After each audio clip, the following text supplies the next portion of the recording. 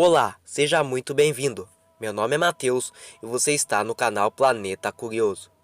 As imagens de um carro em chamas com a mensagem de que Paul Walker havia morrido atingiram o planeta no dia 30 de novembro de 2013. A tragédia aconteceu em uma rua bastante movimentada na cidade de Santa Clarita, no estado da Califórnia, nos Estados Unidos. Paul deixava para trás sua esposa, Jasmine Pilchard, uma filha chamada Middle, que na época tinha 15 anos, e toda sua família e amigos. Sem contar com os diversos fãs, principalmente aqueles que acompanhavam de perto a saga Velozes e Furiosos, e que ficaram incrédulos com tudo o que tinha acontecido. Eu irei te explicar como a vida de um ator que ganhava cada vez mais espaço se acabou de forma tão trágica, como foram seus últimos momentos e até sua última conversa com sua mãe. Para isso, a gente vai ter que voltar no tempo, para eu te explicar tudo isso. Paul Walker nasceu no dia 12 de novembro de 1973, na cidade de Glendale, na Califórnia. Desde criança, ele sempre teve um grande interesse por carros de altas velocidades. Um de seus avós corria em competições profissionais de automobilismo nos anos de 1960 e ajudou a transmitir essa paixão. Anos depois, quando já era um ator consolidado, Paul Walker começou a comprar carros para compor uma coleção particular. Entre os modelos está o icônico Nissan Skyline, que ficou famoso na série Velozes e Furiosos. Paul estreou nas telonas no ano de 1986, no filme O Monstro do Armário, no qual ele interpretou um professor. Com o passar dos anos, ele foi ganhando mais destaque e tendo mais oportunidades, não só no cinema, como também na televisão. Ele participou de diversas séries, geralmente como ator convidado para 1 ou 2 episódios. Mas foi com a franquia Velozes e Furiosos que Paul Walker começou finalmente a ganhar um grande reconhecimento do público em geral. O primeiro filme foi lançado em 2001, mas foi a partir do quinto filme que a franquia começou a decolar. Em 2013, quando Paul Walker morreu, ele estava gravando o 7º filme da franquia Velozes e Furiosos. Aos poucos, ele ia ganhando mais espaço na mídia e novas oportunidades de filmes. Aos 40 anos de idade, o ator era uma estrela em ascensão. Ele estava escalado para ser o protagonista do filme Hitman, Agente 47, que é baseado em uma série de videogame muito famosa sobre espionagem e assassinatos.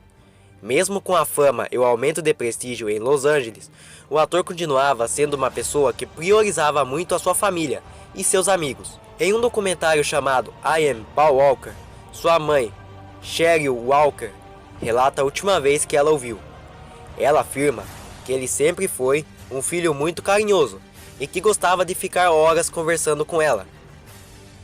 Não por acaso, no último dia em que viu seu filho, foi exatamente no dia em que ele acabou falecendo.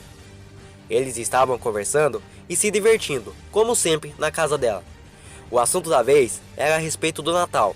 O ator chegou a dizer que à noite ele iria sair para comprar uma árvore de Natal. Só que em um dado momento da conversa, o Walker recebeu uma mensagem de texto no seu celular.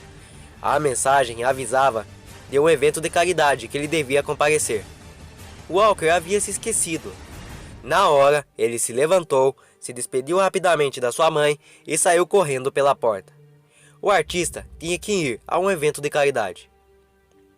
Esse evento tinha como função arrecadar fundos para vítimas de um tufão que havia acontecido nas Filipinas pouco tempo antes. Tudo aconteceu em uma loja especializada em veículos esportivos. Esse seria o último evento em que o ator participaria em toda a sua vida.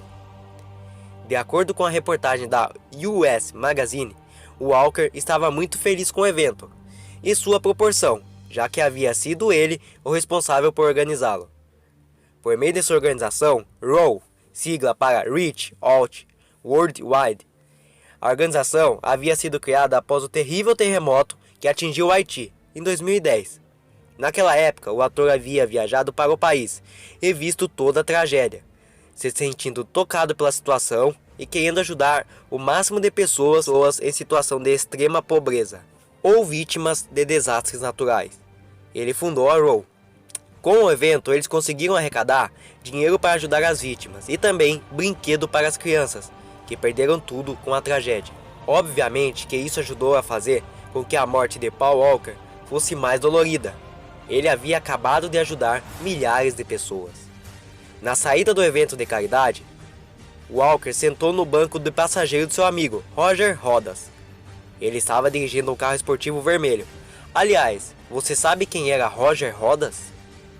Ele era um grande amigo de Paul. Ele era um homem muito bem sucedido financeiramente.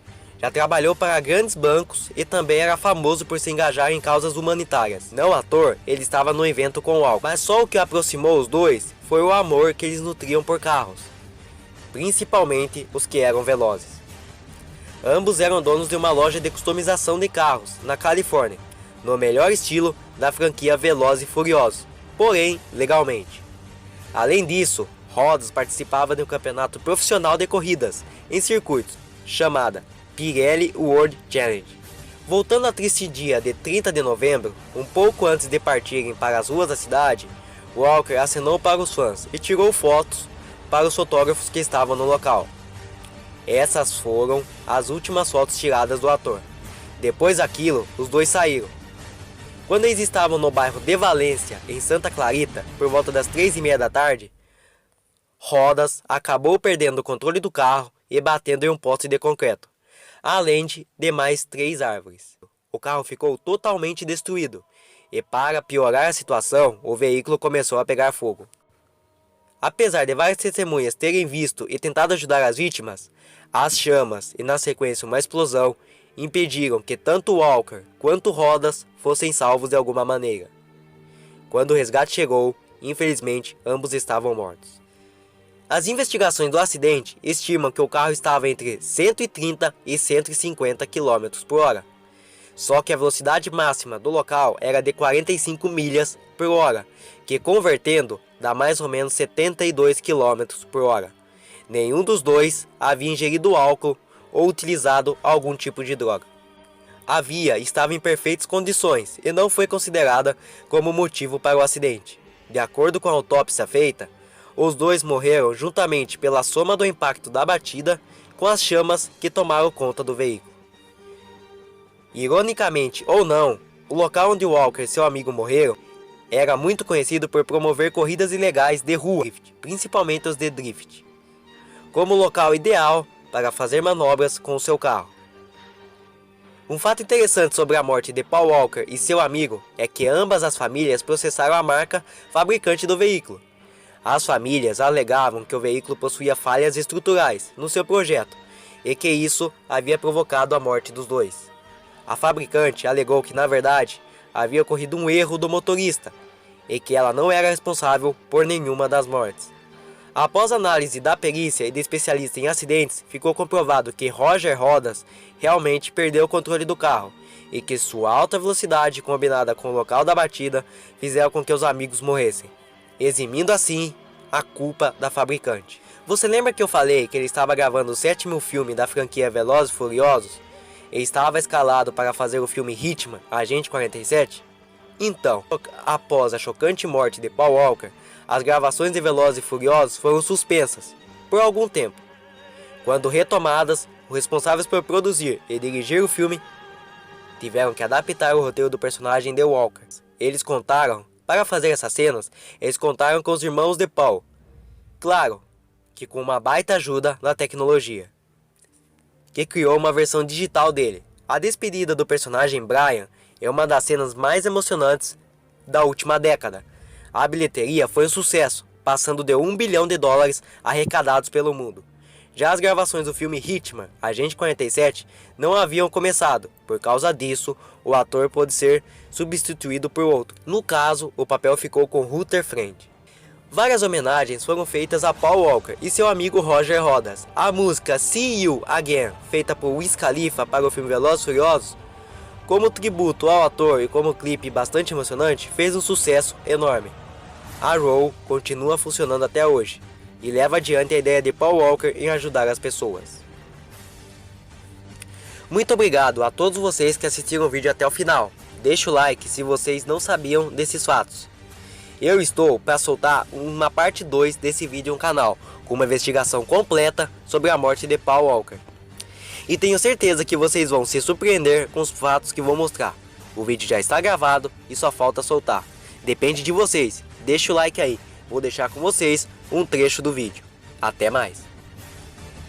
O interessante é que no acidente, segundo as notícias, eles falavam que o veículo havia perdido o controle. Porém, se a gente for parar para pensar, se o veículo tivesse realmente perdido o controle, era para ter marcas de pneus no asfalto. E nessa foto mostra seriamente que não tem marcas no pneu. O mais interessante disso tudo é que a placa do carro de Paul Walker foi trocada no dia de sua morte. Vejam as fotos. A conclusão que eu chego é que Paul Walker